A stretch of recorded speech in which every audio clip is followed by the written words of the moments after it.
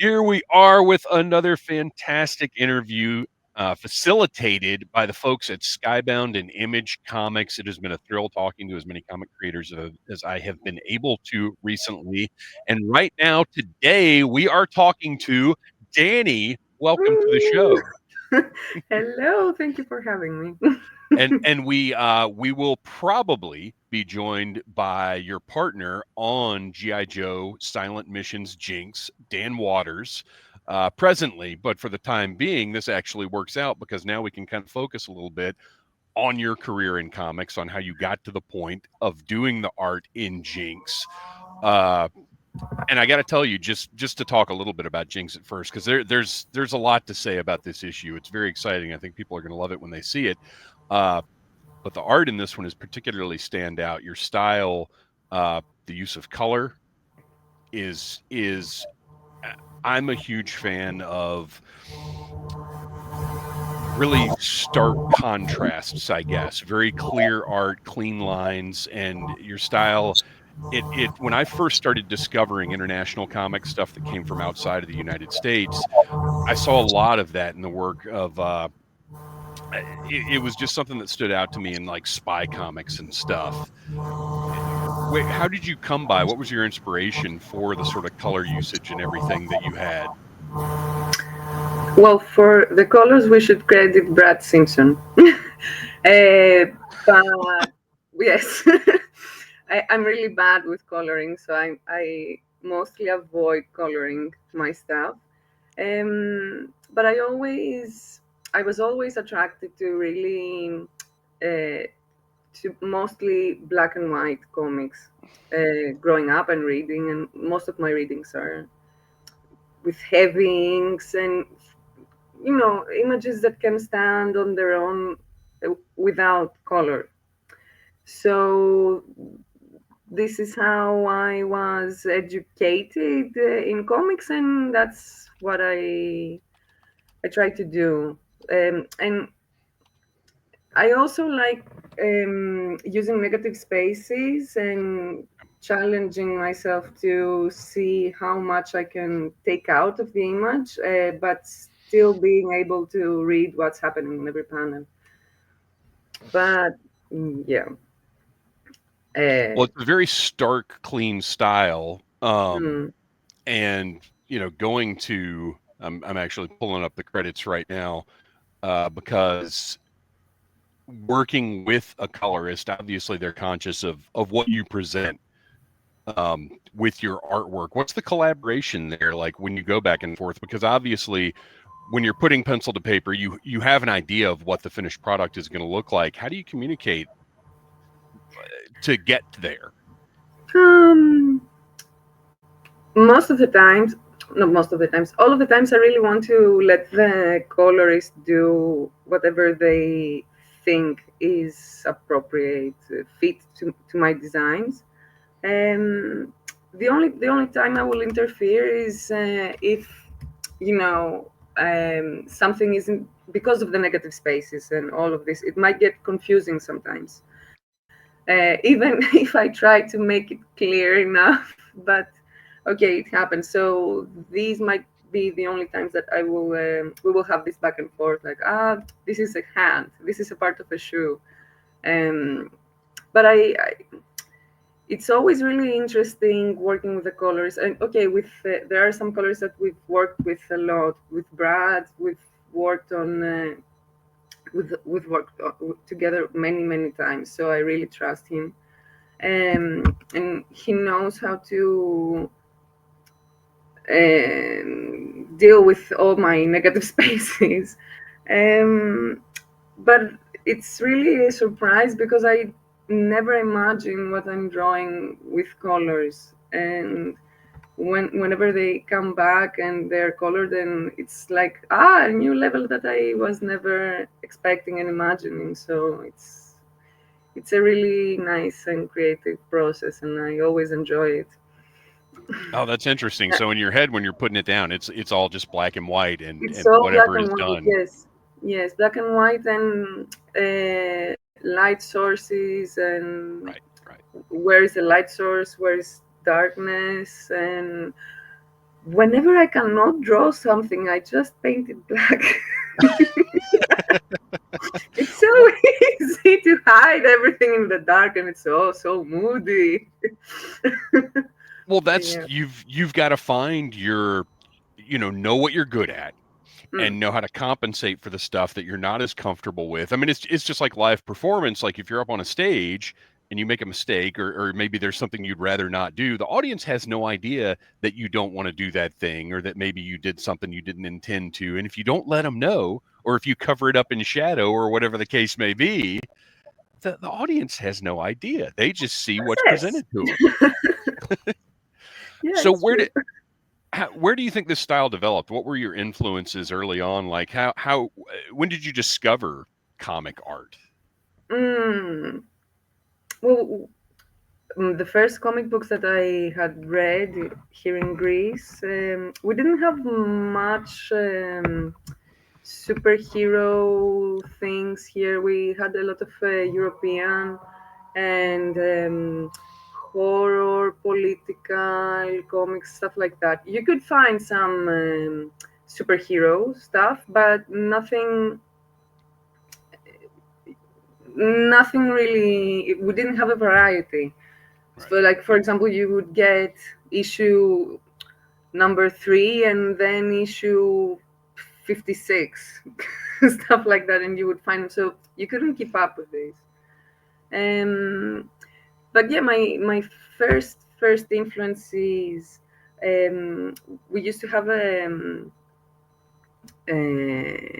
magazine thing that it was like an anthology that it would Hmm. come with a newspaper every week, that they had a collection of European comics, and also some Greek artists were drawing some comics there. So that was the first thing I read, and then Asterix and Obelix, stuff like that. And actually, that's how I started drawing my first comics, because every issue that I didn't like the ending, I would redraw Oh, to that's fantastic.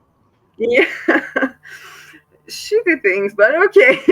It was my first experience, and then I found out some really amazing 70s and 80s horror, erotic horror, Italian ones, Hmm. that they're really, it's just ink, heavy inks, just classic but gory and sexual. And I think this also inspired me a lot. And okay, then when I started reading more, getting more into comics and more into the learning about more artists and books, um, I really loved Eduardo Riso. The art is amazing. Mike Mignola, a lot. Yeah. Yeah. Hero. Who else? I'm definitely Frank Miller. Blah, blah, blah, blah. I'm missing. I'm sure forgetting someone. Sergio Topi. I enjoyed a lot. European artist. Hmm. I'm checking my Right, right, my right. books to Well, Mike remember. Mignola and Frank Miller are two that I definitely can see like that influence in your work. Like Mignola's, the Of first thing I ever course. saw him, as known as he is for his horror comics and Hellboy and whatever else, first time I ever saw his art, uh, was the cover of a Batgirl one shot, and at the time I actually got it tattooed on me. That's Mike Mignola's Batgirl. Oh That wow. it was just so striking, the way that he did the lines and his just his proportions, everything about it. I at that time I had Mm. never seen art like that in a superhero comic. Like it was so interesting to me because I had, I was aware of independent comics and things like that, where you would see different art styles and things that were a little more surreal or bizarre or whatever. But you generally didn't see stuff like that in X-Men and Batman and whatever else. So to see that Mm. interesting a style and that kind of line work, it just hit me, and that's to this day probably is why that kind of art really speaks to me. I love when somebody has so much identity in their artwork. Yeah, and it's always interesting to bring it because it's something fresh to bring stuff also from other mediums. Mhm. Like I mentioned before the light source and the dark and the shades and everything. I've started sculpturing, Oh, so I'm really it has influenced a lot the way that I perceive things on the page with how the volume works and how the light and the shade and everything and space. So it's and comics can get sometimes a bit restricted if we only come from comics and make comics. And I guess if I imagine if Dan was already here, he would say the same thing. He really likes calling the industry, I think, incest industry. yeah, No, right. um, Well, it's funny not you mentioned sound Dan reading, yes, because like reading comics and writing comics, and without bringing anything from books and from it's other just the mediums. same, Yes, it's the right? same. I should What? ask him when he hops on the call because I Well, think he calls it right. guess what? Guess Mhm. what? He No is here. sooner do you mention his name than welcome to The the devil show, Dan appears. Watters. He appears. The devil Dan, appears. Hey Dan, guys, welcome to the show. Thank you for coming in. thanks for having me. Sorry I'm late. Oh, no worries, no worries. We're dealing with multiple times. Matter of fact, this is a needless things first. We have three, if you include Shannon watching from the green room. We've got 4 time zones going on here, so it's a lot, but we're managing. And I don't know if you should have been able to hear what was going on. Did you catch what Danny was talking about? Something about the incestuousness of comics. Yes. Ah, Which so you yeah, do say uh, this. I didn't imagine this. This is the word you use. Well, it makes yeah, sense. I mean, probably. Yeah. as soon Yeah, as she yeah, said it, I get it. yeah, yeah. There can be a definitely a sense of diminishing returns when you have people overly influenced by comic books, just making more comic books without bringing in any kind of outside worldliness, I guess. Well, and you can see it as time goes on. You know, we if you go all the way back to the origins, I'll stick with superhero comics for reference, just because that's my biggest thing over the years. But if you look at superhero comics going back to the 20s when they started, they were a very unique thing. Every issue, it was something you'd never seen before, a concept that was being introduced. And then over the years, as people who grew up with those comics started making comics, you did start to see a lot of the same kind of things recycled, or people would go in such a different direction that it kind of lost meaning as well. And when you get artists from outside of that aren't looking at it necessarily as a comic, but are looking at it as just another method of storytelling, I think it can turn into something else. Yeah, I mean, I think it could be a thing of overly taking things for granted as well. Like I think we're so far removed from the world outside your window, which is what they used to say superhero comics were meant to be, but those worlds kind of diverged so long ago at this point that kind of entire alternate realities right now. Everyone's kind of been through the ringer and experienced entirely different things. So like both kind of like in continuity and the people writing them, it can turn into sort of just its own thing. And if you don't keep injecting that with new ideas and new um influences, then you're just going to keep recycling the same beats over and over and over.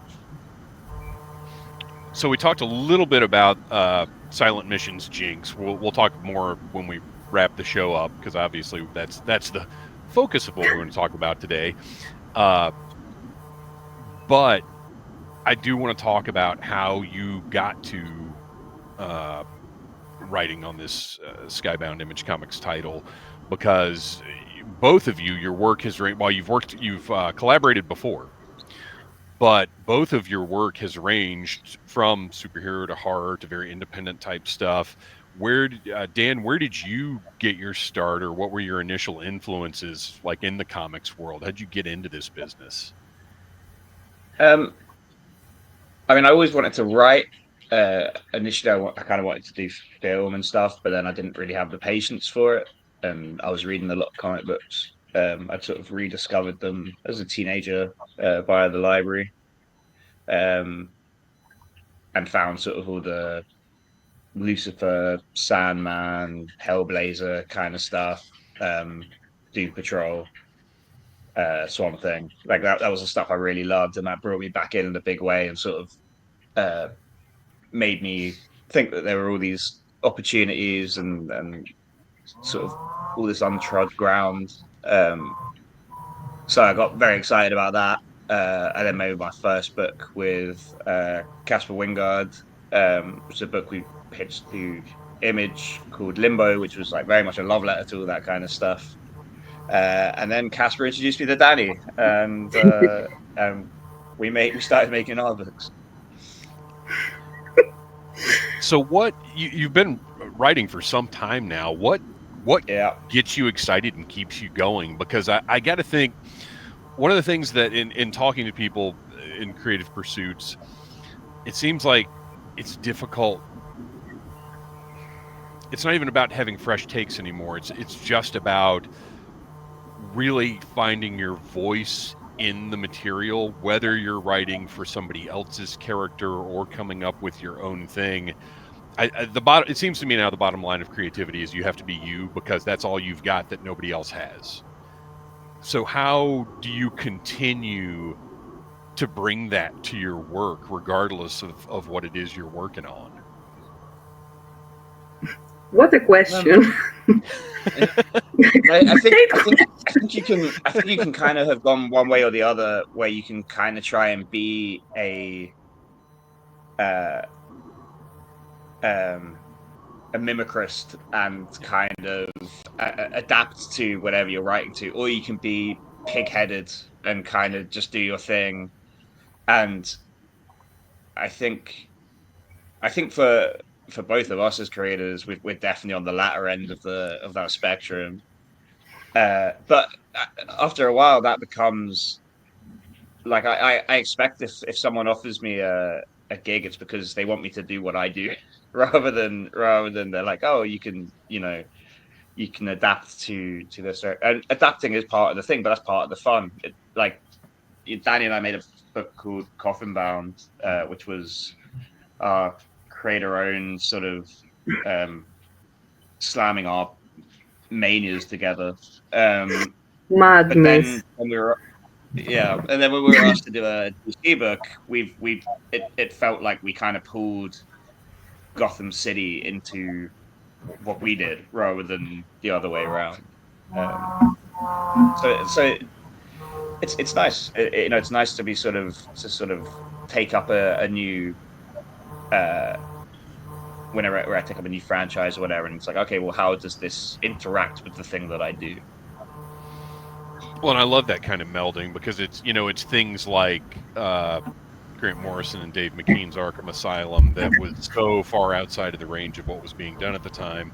And you had Batman, strictly superhero people at the time, like myself, who were discovering, like, oh my gosh, look at this storytelling, look at this art, this is something different. And then you had people who were more familiar with Morrison and McKean's work from outside of such things, who maybe were like, oh, this is interesting, superheroes can be this also. I love that melding of really individualistic, interesting takes and more mainstream things. I love seeing that. I guess that's why I wanted to talk about The Voice a little bit, is bringing a a voice like that to something that's mainstream, because I think there are talents in being extremely individualistic and knowing what your voice is, but there's also a talent involved in, okay, I can also buckle down and produce the tone that they want for this job. I think those are both interesting things. Yeah, and I think part of the fun of the comic book stuff is it tends to have like an elasticity. It lets you do these things. It allows for different takes, especially when you've got like that's the flip side of having all of this history at this point, because there's all of these stories and there's these things become kind of worlds unto themselves, and there's all of this stuff you can sort of mine for content for there's always something you can pull down a wiki hole and find something really weird and interesting from the mid 80s, and you go like, all right, well, that's going to become, we're going to extrapolate that and make it really central to our story. That's an interesting point that I really hadn't thought about, because these when you're talking about the characters owned by the big companies or whatever, it really is to the point where so much has been done. The idea of, oh, well, they wouldn't tell this kind of story, or, oh, they wouldn't let somebody do this in this art style, like that idea, while I'm sure they're still protective of their characters, it's very different than it was in the 90s, where you just weren't going to see certain things happen. Now I feel like it's opened up a lot more creatively. Sure. I think there's been big successes. So there's definitely an openness. I mean, there are definitely some things you still can't get away with. You can't do, but you should try it. So let's talk about, you mentioned Coffin Bound, which now that wasn't your first collaboration, was it? It was. Oh, was it? Yes. Okay. Yeah. Let's talk about Coffin Bound. How did that come together, and how did you bring your visions together to produce that? I think we just talked for hours. That's how it came together. Just talking about things that we like and we hate. Mostly we hate. Yeah, I mean, I love Dani's art. Dani read and enjoyed Limbo, or at least she told me she did. I did. Casper Wingard introduced us at Malta Comic Con, and he literally like sort of like threw us together and went, "You guys should do a book," and we agreed. So it kind of evolved out of that. It really was a kind of, okay, what do we want to make a book about, rather than it being either of us having something already made and bringing it to the other. So it really was like from scratch. It was something we built together.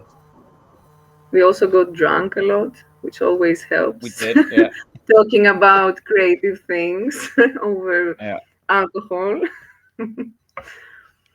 Well, it's funny. People talk about that, like the loosening up in whatever way, but it really does. Unless you're that very specific fringe type personality, I think most people do need a little something to kind of kick the brain loose and shake it out of the day-to-day norms to again, whether it's performing, whether it's writing creatively, whatever. I think in this day and age, we do need a little bit of a boost, something to shake us loose to get thinking like about things. It's also bonding. I think. Yeah.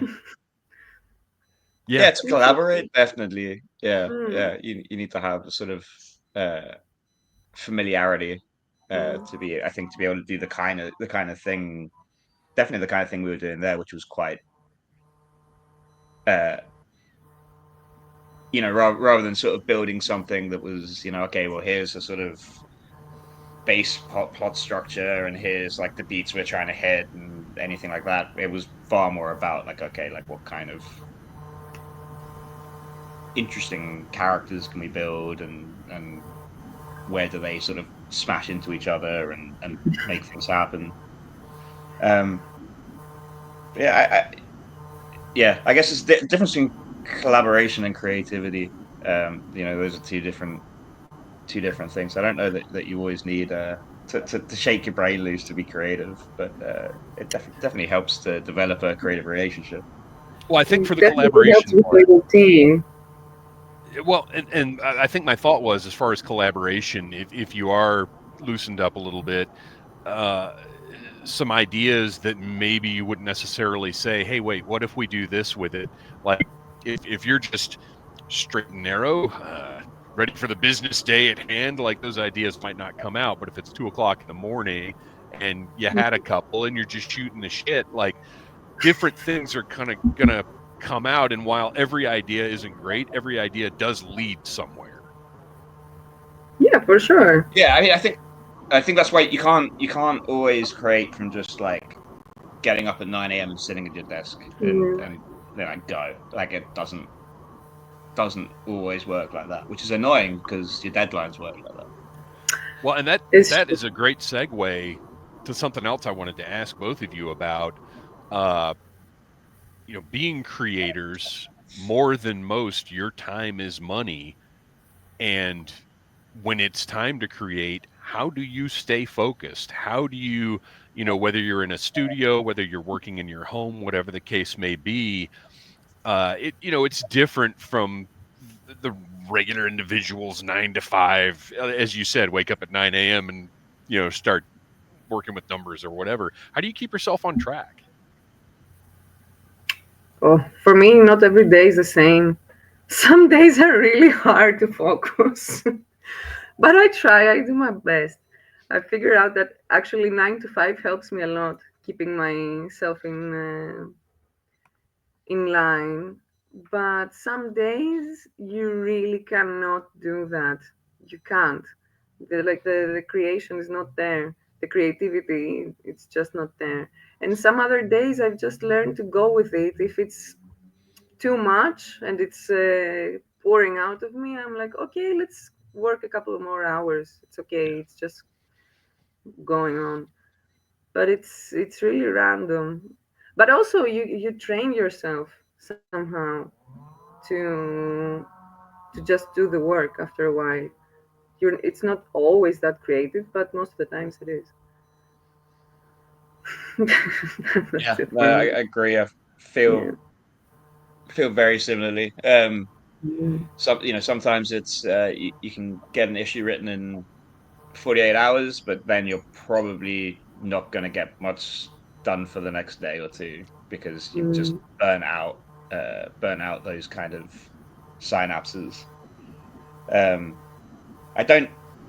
I think I've learned that sort of 9 to 5 doesn't work for me. I'm more 12 to 8, but that's all right. It means I can sort of take that pressure off myself because if you just try and sit down and force yourself to do it, sometimes you've got to do that. Sometimes it's the only way it happens, but a lot of the time it can also be a colossal waste of time because if this plot beat is not working and I spend 3 hours, uh, 3 hours just banging my head against it, it's more likely to shake loose if I go do the Mm. washing up or go to the gym or Yeah.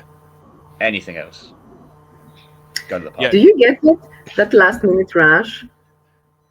Hmm? The last minute rush? From Like a it, deadline or from yeah. Do you ever get it? Like I um get it sometimes. Like yeah, if some I have two yeah, days sometimes left or one days, I won't sleep. I'm like, I'm gonna do it now. the fight or flight can come on, yeah. But I try not Mm. to. I try to avoid getting there because I don't know that it creates the best. I don't know. It's a funny one because I know there are sometimes how long it takes to create a thing is so much. It's just a question of like how long's a piece of string because I don't always love it when people are like, oh, I can write 12 pages a day, every single day. And it's like, yeah, no, I can tell. It doesn't like Michael Moorcock, right? Michael Moorcock could write a novel in 72 hours. None of those are his best novels by a long shot.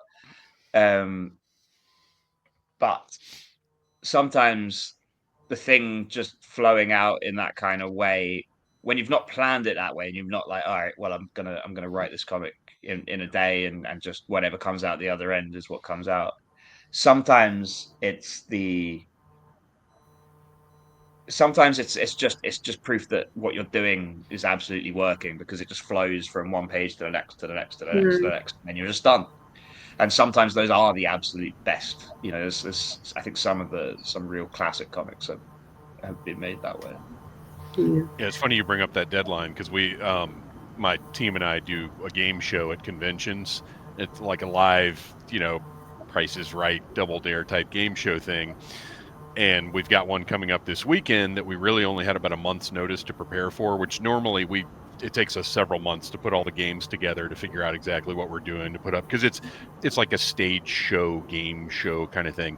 So we had about a month's notice. We've been working on it, trying to figure out what we wanted to do.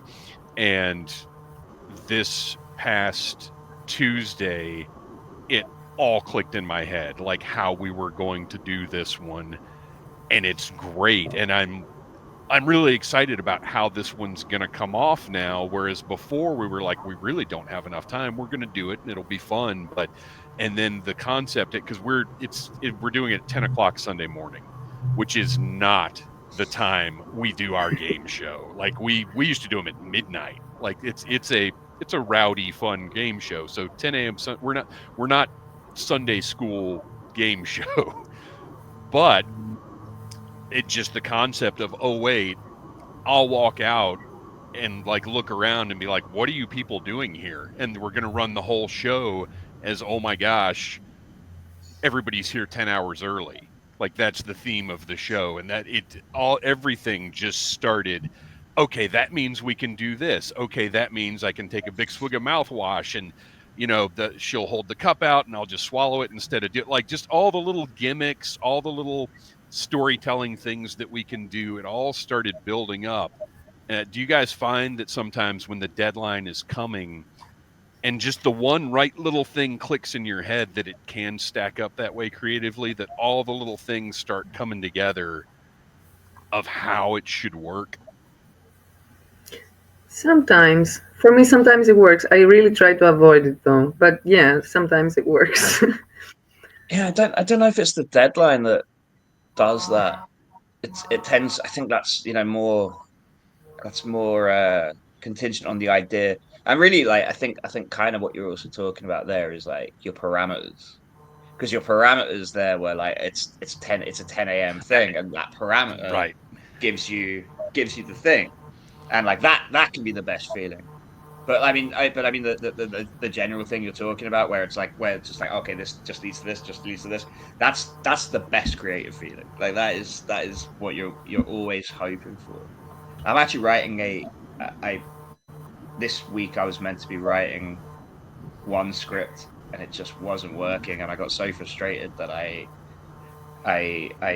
switched across to another script that I meant to write next week, and the whole thing just like fell out of my head in like 3 days, and it's done. And that is the best. Yeah, going from like one thing just isn't working to another thing that just absolutely just but that's the thing. You need to recognize when to do this switch, and not getting stuck into and getting muddy into one thing. Well, and that's what's so exciting about having multiple projects, is you can't, like, I love multitasking because it gives you that option of, this thing I'm not feeling right now, let me work on this for a while, and then maybe something you're doing with this unlocks something from the block you had with this other thing. Like you never know when or maybe your thoughts on the thing you're excited about had to get out of the way before you could focus on the one you're not as excited about. Yeah, maybe. Although super multitasking sometimes leads to burnout. Yeah. You have to or manage missing deadlines. So yeah. Let's just keep the projects into a number of projects. But it is nice to have options to switch between, because I do think just focusing on one thing for too long is you just hit a wall and get frustrated. Yeah, like for me, sometimes it's not even switching between projects. It's you know what? I'm going to do laundry instead Yeah. now. Fair. So for me, even this, it's multitasking. Or working on the tax thing. I should work up until the end of the week. Yeah. So life is multitasking also. Right. Nonstop. Mm. So, how did what was your prior relationship with Imager Skybound before working on this Jinx comic? Coffin bound image. Other than that, covers for me. I don't know why I talk with spaces. I Yeah, think I mean, dance makes more books. we did Yes, yes. Coffin Bound at Image. Had you done? You haven't done anything at Skybound before this, have you? I think only covers. I'm not sure. I think covers. Maybe I think covers. So, how did you Excuse get me if I don't recruited? remember anything else right now. How Right did you now. get recruited for this? Like, what was the process of them reaching out and saying, "Hey, would you be interested in doing a GI Joe project?" uh, Alex got in touch with us, and I'm really lucky that Dan is here with me for that because I have no clue about G.I. Joe. Nothing, zero. So, Yeah, I but mean, Dan is the we're expert. The European. expert. Mm, Dan is the expert. Well, see, I like that though because again, it's bring if you only have Americans who are familiar with GI Joe working on GI Joe, then it never changes. It never gets a different flavor. I love when people from outside of a property bring their talents to it. We get and having read the Jinx issue, it is fantastic. People are going to be blown away. It comes out April the Oh, thank you. 9th is the release date here. Uh, and I'm telling you right now, people are going to love it. It is going to this so far. This Silent Missions series, it feels because I've read Phil Hester's Beachhead project and your Jinx project, and both of them to me are standouts that are going to bring people to GI Joe because they're going to get mentioned. They're going to get outside of the Joe audience. They're going to be like, have you seen what they're doing here? I really think these are something special. But with that Jinx comic, how basically I would imagine the directive was, well, there's no dialogue. Was that it? And then take it from there? Like, how did you determine? Did they assign you the character? Yes. Okay, so from there, obviously you've both been creating for a very long time and can take a character and make something interesting with it, which you did here. But how do you determine exactly what you want to do with this scenario? Because you are working within a franchise that's pre-existing, and you have to be aware of some of the rules of the world. Dan. Yeah, this was one of those ones that came together like very quickly, like how we just kind of talked about that. But that was I think we just jumped on the phone and sort of went, all right, well, what if it's this and then this and then this, and then I think I came back to you with an outline about an hour later, um, because again, it's a silent mission, so it means you're really focusing in on the action and and I quite enjoy a bit of decompression, and I think this comic is about as decompressed as you can get. 20 pages, which takes place over 20 seconds. Um, so yeah, I mean, I always enjoy slowing a thing down, which kind of goes back to the sort of the idea of not taking stuff for granted in these kind of franchises or these kind of story genres, where it's like, okay, yeah, we know that these guys are badass and they can beat the crap out of everyone, and carve a swathe through sort of faceless ninjas. But if you just like slow that stuff right down and get a little like closer to the action and make it a little dirtier and make it feel like it hurts and like feel like the punches really land, then I think people can sometimes miss that because it gets taken for granted. Well, what so often happens, and I love page one, the gimmick of 20 seconds right at the top of the panel, so you understand, the reader understands immediately what we're getting into. We see the bomb, and again, no spoilers, but there are specific things I wanted to mention. And over the course of that 20 seconds, which in any other comic might have been a panel or two, here we have an entire issue, and fantastically effective. There are moments in it that are memorable.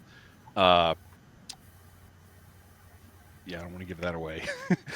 So I'll just say this: at the end, there is a scenario that in media, comics, movies, whatever, we have seen hundreds of times, but we have never seen it go this way before.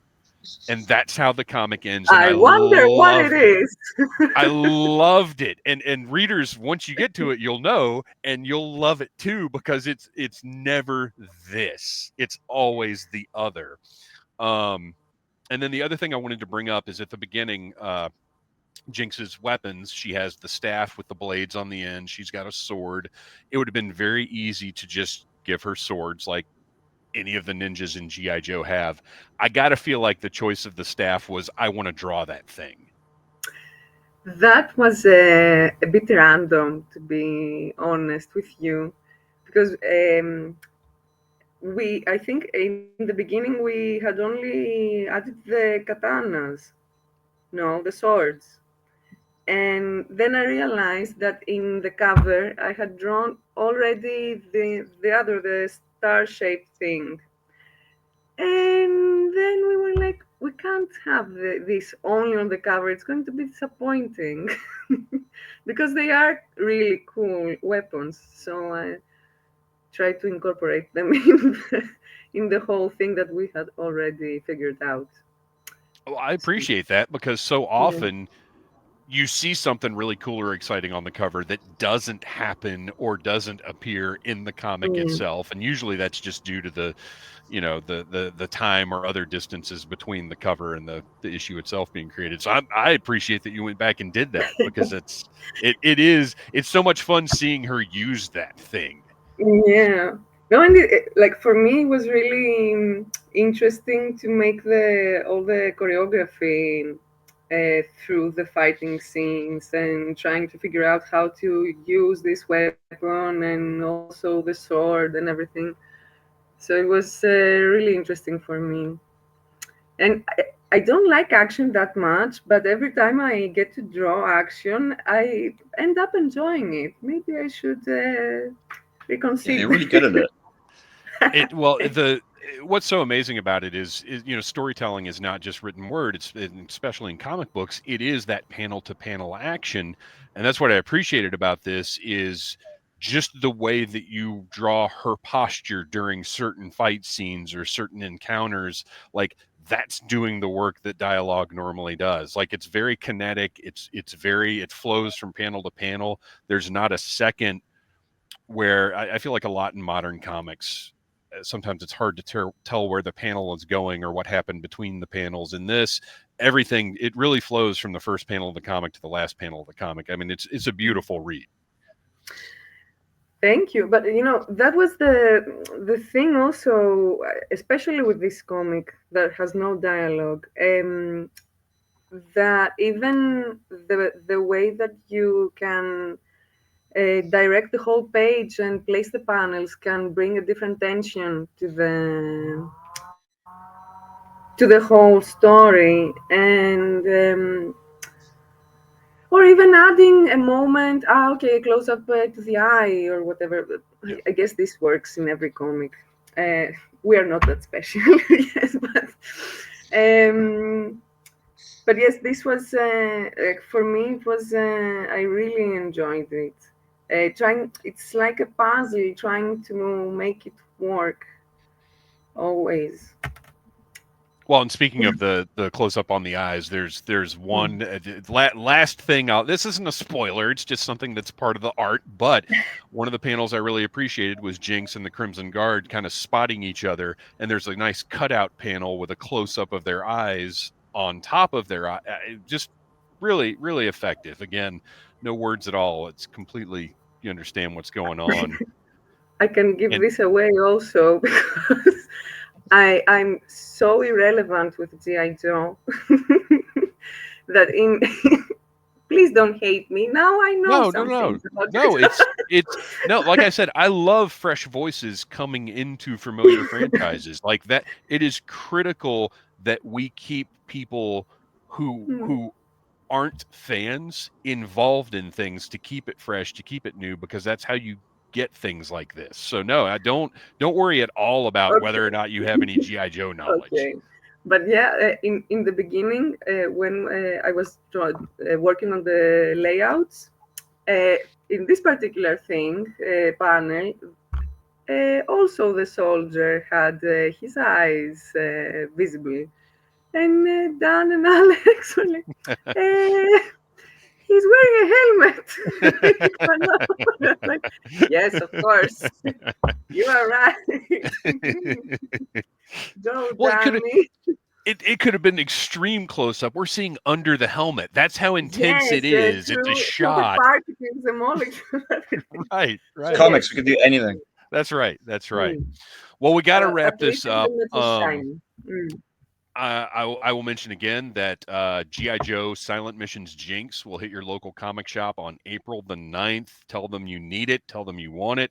That is always the best source for your comic books. Go to your local comic shop. Dan and Danny, thank you both so much for coming on and talking about comics. Before we go, Dan, where can we find you online? What's in shops now with your name on it? Oh God! Online, I'm mainly on either Blue Sky, at Dan PG Watters, but I also have a newsletter called the Dead Air Channel, which you can either link to through my social media, or if you just Google the Dead Air Channel, it should come up. Which is my favorite place to exist online, and I actually put those out somewhat regularly.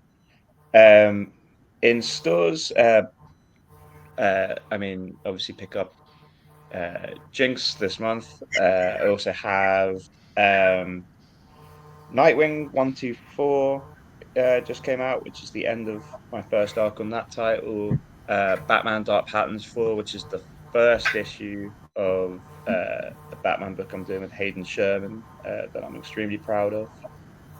And Cyberpunk 2077 issue 2 has just come out, which is a very cool book. I'm doing with Dark Horse. So many things. Danny, where are you online? Mostly on Instagram. That's where I upload stuff. Also Facebook. It's Danny Strips. That's my handle. And